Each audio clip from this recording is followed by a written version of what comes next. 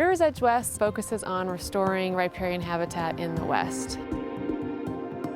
We work with a broad range of different constituents, land managers, private landowners, different community groups in Colorado, Utah, Arizona. We help collaborations in Nevada. We were born out of a need to manage tamarisk along our river in our hometown of Grand Junction. I don't think our Western communities understood what would happen. I don't think we knew what was going to happen with this plant being brought in. I think a lot of these things have good intentions, but have serious ramifications and have changed these rivers probably forever. You know, early on it was an ornamental, but after the Dust Bowl was used widely for conservation purposes, erosion control, and spread widely in the United States. As our rivers got dammed in the 40s and 50s, it really changed the hydrology of our rivers, and it gave that niche and that opening to tamarisk to really establish. If you have an issue that needs to be addressed, I think someone needs to step up. Humans love the instant gratifications. We can remove these invasive species, we can plant these native species, but it's not that simple. As RiversEdge West, we work hard at bringing together partnerships and coalitions to address these issues. Grand Junction has a long history with improving its riverfront, and its days of interest on that stretch back to the late 70s. Back then, it was junkyards and uranium mill tailings, and we really treated the river like garbage. There was some really amazing community visionaries that came together in multiple starts and stops to really turn that on its head and say, how do we make ourselves a vibrant river community? This all began with a small group of people, about 20, who wanted to do something about tamarisk. Watson Island here is a good example of an area that was totally inundated. And we moved that discussion from, wait a minute, if we're really going to solve the problem, we really need to think more regionally, solving the problem on a west-wide basis, which is really where tamarisk is. It's in the west. In 2015, I took a river trip down the Colorado River, which was a couple of years before I'd heard about RiversEdge West, but it was a transformational trip for me personally. And so when the opportunity came around, I thought the nature of rivers and the importance to a community like Grand Junction is the lifeblood of the community. It represents not only water and agriculture, but it also is this amazing recreation space.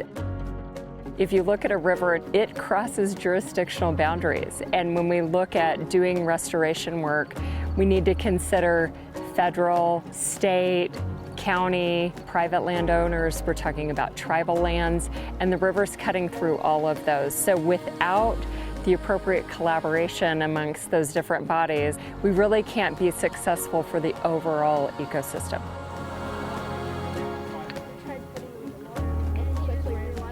So tamarisk was the problem. That's what brought us together. People were dwelling on tamarisk and not really thinking about the bigger context of the issues at play. There's a lot of invasive species threatening these rivers.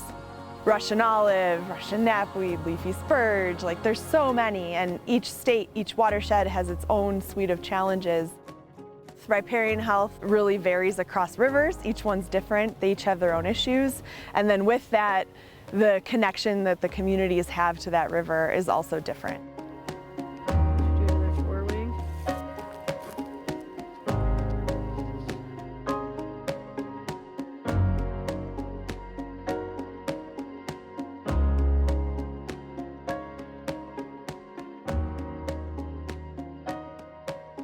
The bigger picture is about biodiversity, is an increasing biodiversity in these riparian corridors. RiversEdge West is here to see the whole project through and make sure that these systems are restored and making sure that we have the native plants back in the ground, that there's follow-up after this work has been done.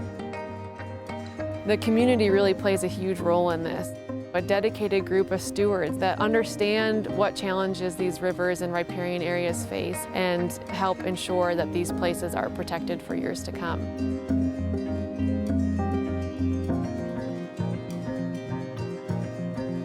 RiversEdge West brings people together through our education, our work in coalitions and partnerships, and really our on-the-ground restoration. We bring that to lots of different communities across the West. We're working on the Colorado and Gunnison rivers in the Grand Valley, the Dolores River in the southwestern part of Colorado, the White River in both western Colorado and eastern Utah. Working with federal, state, and local land managers, private landowners, to do restoration projects that can have the likelihood for success, that communities can have an aspect of stewardship, that we can establish native plant species. I think our education program, our public and youth education program, where not only we're providing information to practitioners and land managers, but we're also trying to educate the future generations. Kids will take over the management of these lands at some point, and we want them to know the importance of the rivers, where the water comes from. You know, we also have our beetle program that really monitors the tamarisk beetle across the rivers, that provides information of where this beetle is spreading across the landscape. It's very important information for land managers and landowners to see where this beetle is moving to. It's a complex issue, and we want people to understand it. We want people to know about it. The experience of the West relies on our rivers. Water is so central to all of that, and this work is making a difference. To emphasize the value that the river brings to a community, it connects the community. To be able to work across jurisdictions and call your neighbor and say, hey, let's work on this together, to me that's all really encouraging, and I think it opens the door to tackle some of these additional issues that we're facing as land managers and landowners and citizens of the West.